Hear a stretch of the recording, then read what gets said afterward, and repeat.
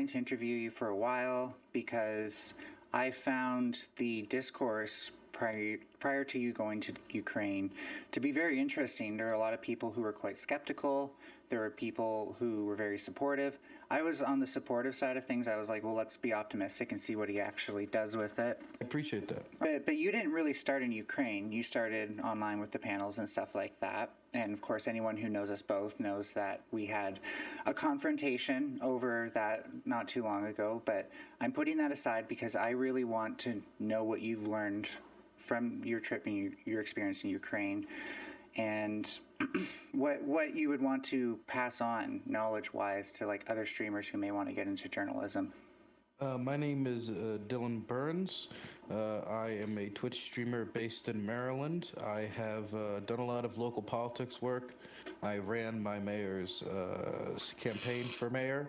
I have advised a few congressional candidates on the issue of foreign policy. I currently sit on the board of an LGBTQ plus organization by the name of Free State in Maryland, and I've done some other local politics work.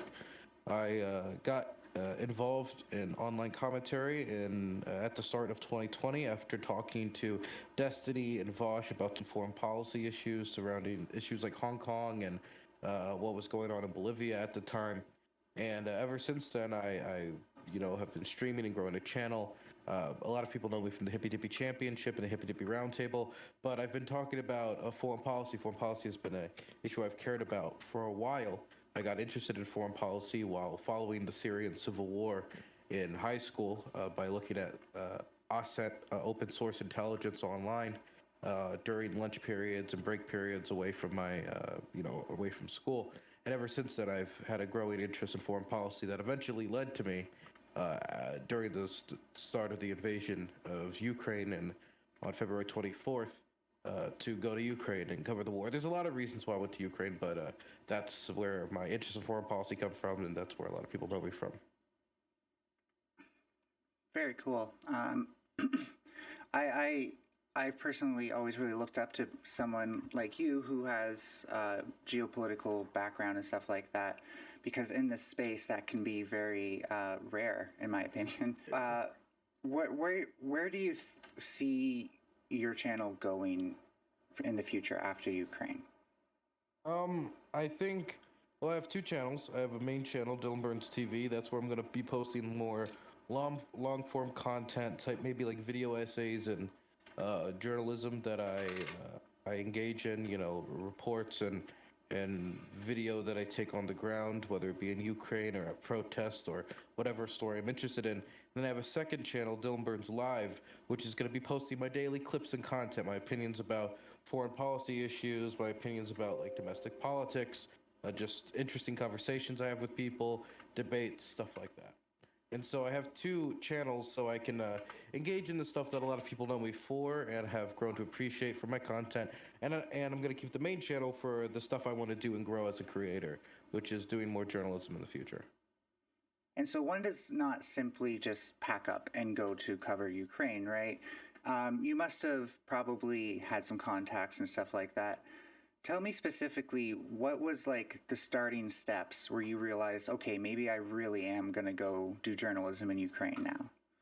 Well, I think I really wanted to, because I wanted to improve my content. I had made some money from covering Ukraine, but I, of course, didn't know like exactly what I need, certain certifications, what would I need to do, what kind of safety precautions would go into it.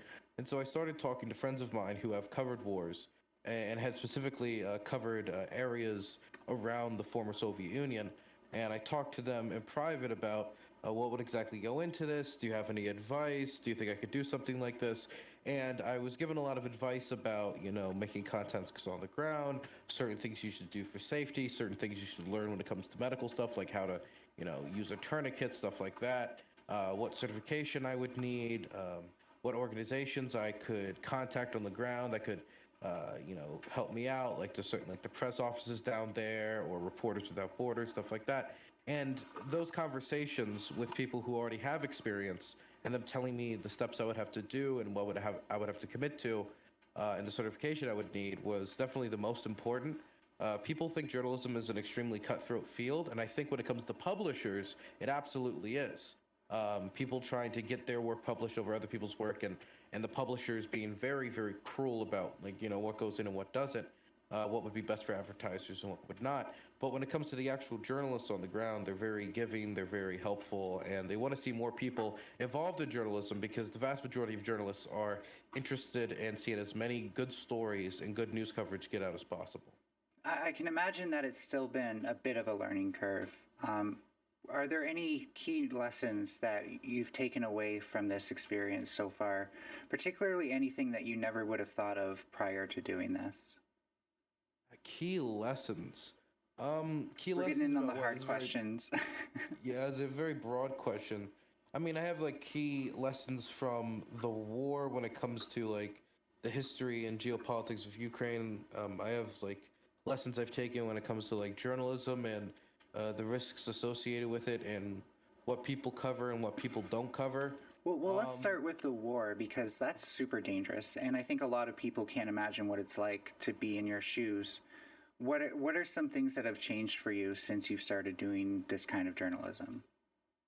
Things that have changed. Well, I think the most major change has been the amount of work that goes into on the ground content reporting and making original content than goes into just like reacting to a YouTube video or just giving your thoughts on an issue while sitting down, because not only is it expensive to pay for, of course, the gasoline and the camera crew and the editors and the the safety equipment and the making sure that everything is safe and the personal risks that are involved, and making sure that you have a good story, because nobody will care if it's not a good story. Knowing how to film and use a camera versus just like click stream, and knowing how to film on the ground IRL war footage versus how to just film from a studio, because these are very two different things, and the equipment you need and the skills you need are very different.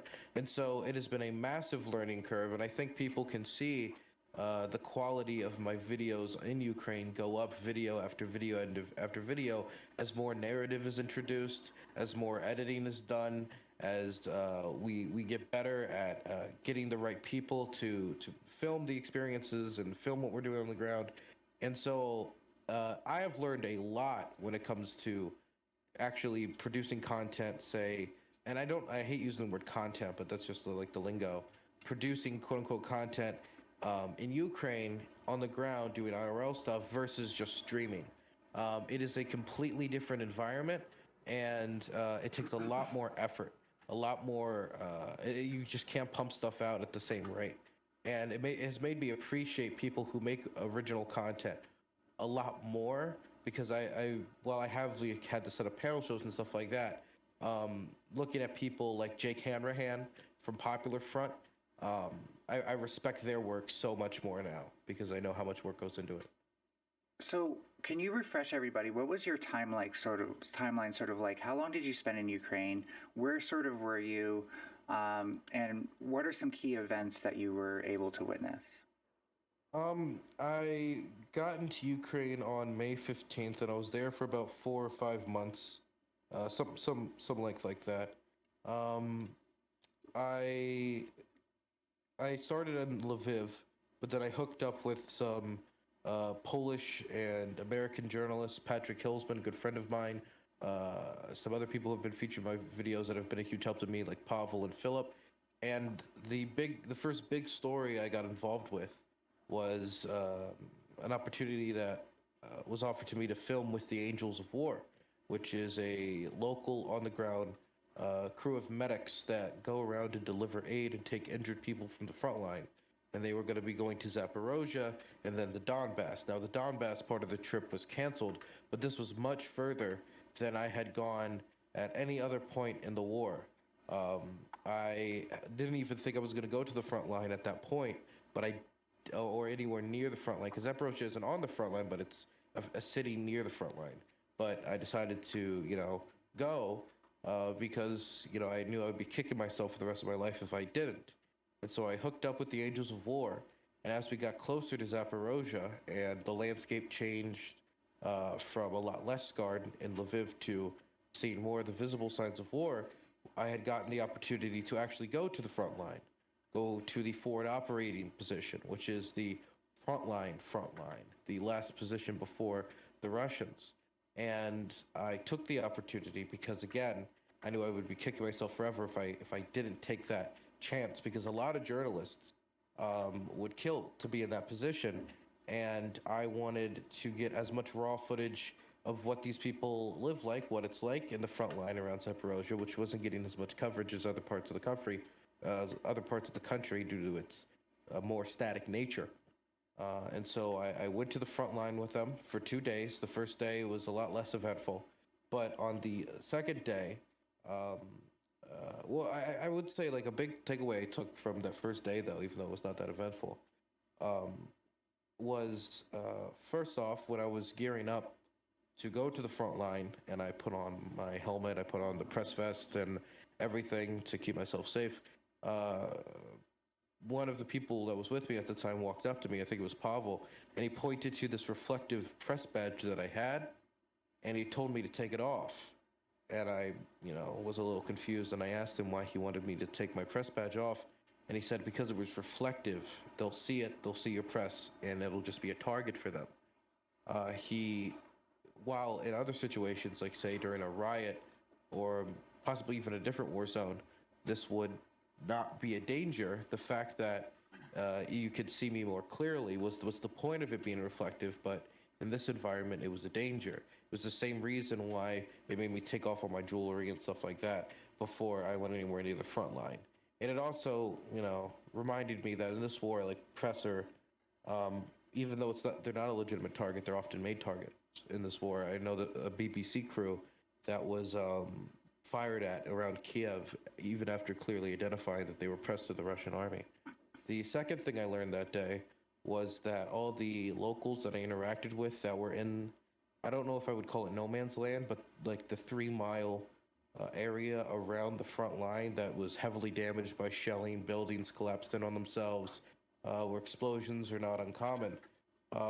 Most of the people that were there were the elderly and the disabled, because they didn't, in a lot of instances, have anywhere to go, or a lot of them had been living there for their whole lives, and they were worried that if they left, they would come back to a looted home and with nothing left, because it has all of their worldly belongings, and the Russians, and sometimes even the Ukrainians, have a tendency to loot and just take whatever they want if it has any value and take it home.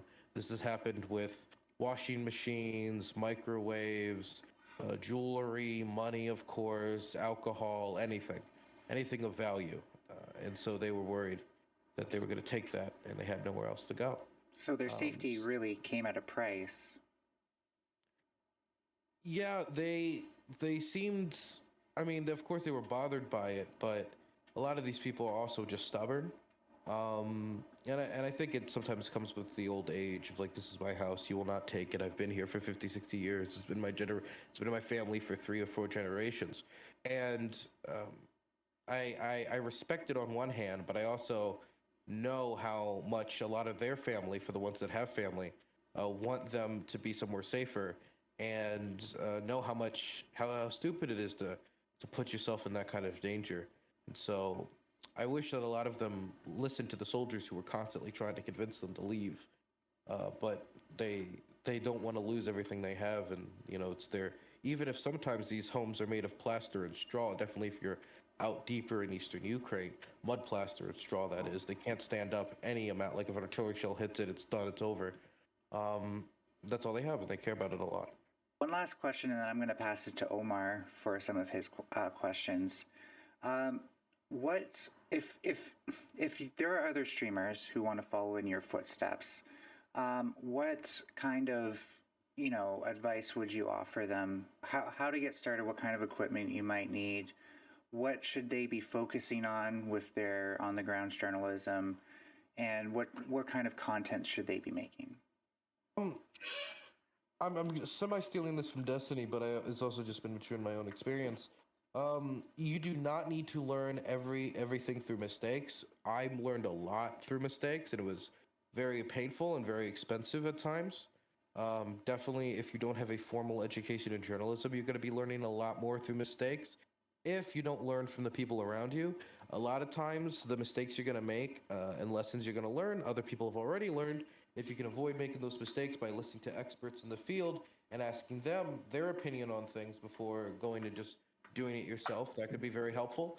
Learning your way behind a camera before going out in the field or having somebody who knows their way around the camera is going to be like extremely important, because the last thing you want to do, and this did happen on one occasion, is have the camera on the wrong setting, and then like all the footage is blurry, and then all you can do is use the audio, and then you have to do all these workarounds, and you're just making more work for yourself, or you're gonna have to go back and film it again, and just small things like that you're gonna run into a lot if you're not listening to the really intelligent, smart people who have blazed these trails way before you, and a lot of times just have like a deeper education of the topics you're gonna cover. Like definitely, like it is very different to stream and just do like a public flow of consciousness all the time, and they do like debate or some content like that, versus like interviewing people about very sensitive, very personal topics where they might not, under like the circumstances on stream, want to give up all this information, want to give up all these personal stories, and you got to figure out like how can you talk to this person in a way that's respectful and courteous enough and personable enough that they might want to share that information with you, or you're just going to get a bunch of bland, boring, kind of like, I don't want to say retrofitted or like repeatable answers, but they're not going to give you a lot of times would be best for the story by getting to know this person and them trusting you enough to give you that amazing interview. And so I would say that making sure that you're normie pilled enough, or you know how to communicate with people better or ask interesting questions, is going to be super important. You don't want to go there and like, great, I have this amazing interview, and then you have no interesting questions or no questions that people care about, or this person will be willing to answer on hand. You should probably like write these questions beforehand. As for like the type of um, so yeah, I guess just generally just like look at expert, like I could give like a million personal like tiny pieces of advice, but listening to the experts before you, sending them an email, sending them a Twitter DM is going to be super helpful uh, if they respond, of course. But when it comes to like what type of content people should be making, I mean, I don't want to tell anybody that this is the correct content and this is the wrong content, because there are enough people that there's probably a viewership for you know the reaction content as well as the original content, as well as all the content that is on the beautiful platforms known as Twitch and YouTube. But what I would like to see more of is in-depth long form interviews with experts. I would like to see more interviews with people directly affected by the topics we talk about.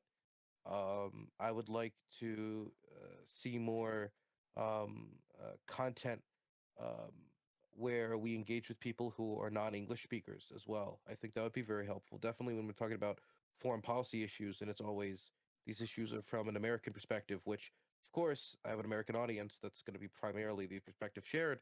But when we're having conversations about Ukrainians, making sure that we have like resources to pull on that are from Ukrainians, I think are going to be super useful, because if anything, if I've learned anything from this war, is that um, people have made a lot of mistakes by not listening to Ukrainians. I think a big reason why a lot of people underestimated Ukraine is because when we heard of their will to fight, we just didn't believe them. Our human intelligence was not as good as our technical intelligence with satellites and hacking of communications, and that led to us not only not really knowing that knowing about the levels of corruption that were damaging the Russian military, but we didn't know the amount of will the Ukrainian people had to fight. So I think listening to the people affected by these conflicts are going to be super important. I think maybe when we have a debate about immigration, or not, maybe not even a debate about immigration, but conversation about immigration, maybe we should pull on, um, more conversations and discussions and more resources from immigrant communities and communities of people who would be affected by the policies we're implementing. But that would be stuff I would like to see more of. But I'm not going to dictate to anybody what their content should or should not be. Well, thank you for that super in-depth answer. I really am coming at this from like I'm a content creator online, so I had those particular questions, and I hope that anyone who's hoping to expand outwards in that same direction feels inspired.